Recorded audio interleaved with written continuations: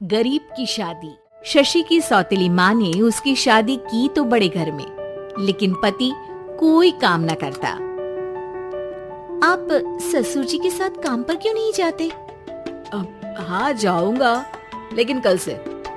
आज जरा मैं दोस्तों के साथ घूमने जा रहा हूँ। शशि के 2 बच्चे होते हैं, लेकिन रमेश का हाल वैसा का वैसा ही रहता है। एक दिन, सुनिए ना, बच्चा रो रहा है, इसके दूध के लिए पैसे नहीं है।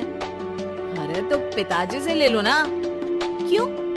अगर आप में कमाने की क्षमता नहीं थी तो शादी क्यों की?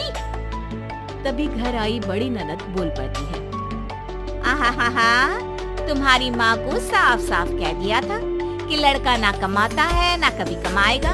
हम 4 बहनें हैं इसका ख्याल रखने के लिए, और पिताजी का इतना सारा पैसा, तुम्हें किस चीज की कमी रखी है? लेकिन थोड़े ही सालों में तकदीर बदल जाती है। शशि का ससुराल गरीब हो जाता है। सब बिकने के बाद शशि अपने पति, बच्चे और सास के साथ किराए के मकान में आ जाती है। मैं कोई नौकरी करना चाहती हूँ दीदी। अरे इतने बड़े घर की बहू थी शशि, तुम नौकरी करोगी? नहीं नहीं नहीं नहीं।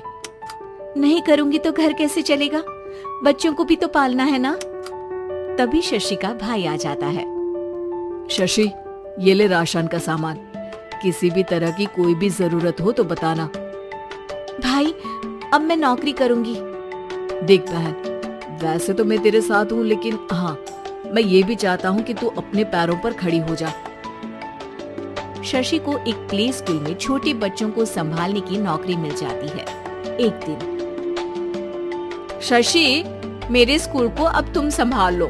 मैं कुछ दिनों के लिए अपने बेटे के पास जा रही हूँ। लेकिन प्ले स्कूल अकेले मैंने कभी नहीं संभाला है। अब ये सब मैं नहीं जानती। इतने महीनों में तूने जो देखा, बस पूरे आत्मविश्वास के साथ उसे करना। शशि नीलम के जाने के बाद पूरे 1 महीने उसका स्कूल अकेले संभालती है, और फिर एक दिन आता है जब वो अपना खुद का स्कूल भी खोल लेती है। वाह शशि, तुमने आज मेरा सर गर्व से ऊंचा कर दिया। तुम्हारा यही आत्मविश्वास तुम्हें बहुत आगे ले जाएगा। नीलम, बहुत आगे जाने की चाह नहीं है, बस ये छोटा सा स्कूल मेरे बच्चों की अच्छी शिक्षा में मेरी मदद करे, यही मैं चाहती हूँ। शशि थोड़े थोड़े पैसों से ही अपना परिवार पाल रही थी। एक दिन उसके घर उसकी बड़ी ननद आती है।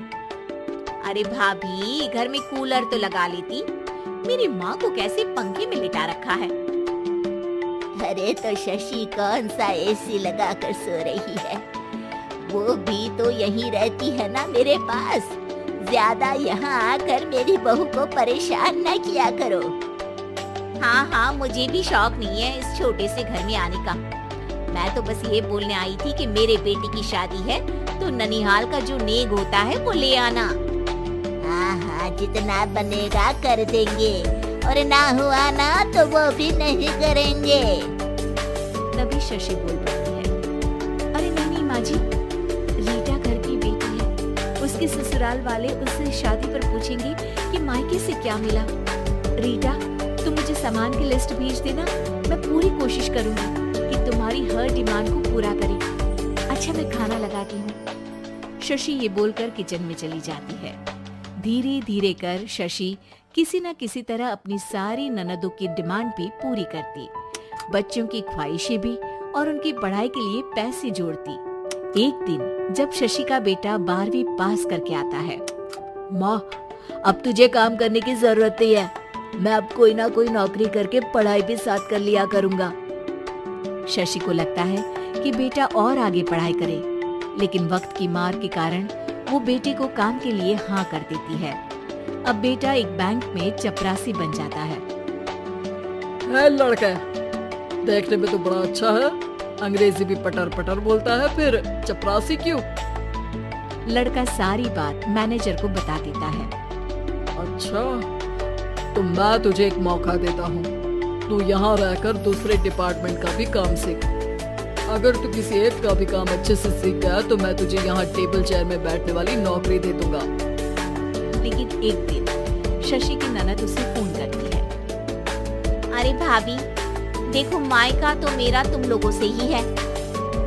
मैंने आपके बेटे और मेरे भतीजे प्रदीप के लिए यहाँ एक नौकरी देखी है, पूरे 5,000 मिलेंगे।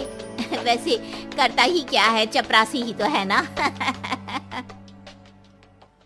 कोई बात नहीं रीटा, मैं उसे इस शहर के बाहर नहीं भेजना चाहती हूँ। बाकी वो शाम को आएगा तो मैं पूछ लेती हूँ।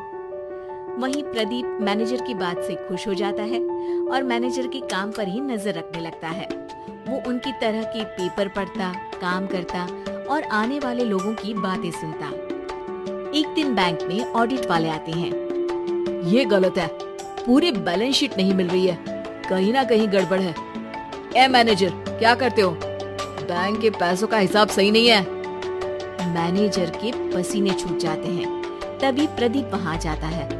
अब क्या मैं ये बैलेंस शीट देख सकता हूँ? अरे बेटा मजाक नहीं, जाओ पानी लेकर आओ एक गिलास। प्रदीप मैनेजर को पानी लाकर देता है और फिर ऑडिटर से कहता है, देखिए सर, मैं आपको बता सकता हूँ कि कैसे बैलेंस शीट को आप लोग गलत तरीके से जोड़ रहे हैं। ऐसा बोलकर प्रदीप एक एक कर सारे डाउट क्लियर कर देता है।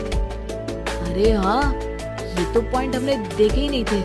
गुड, कौन है ये बच्चा?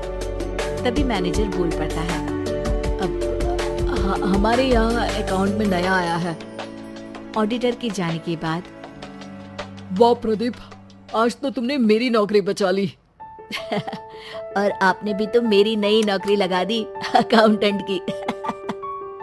बस फिर क्या था, प्रदीप ने एक बार जो सफलता की सीढ़ी चढ़ी, बस चढ़ता ही चला जाता है।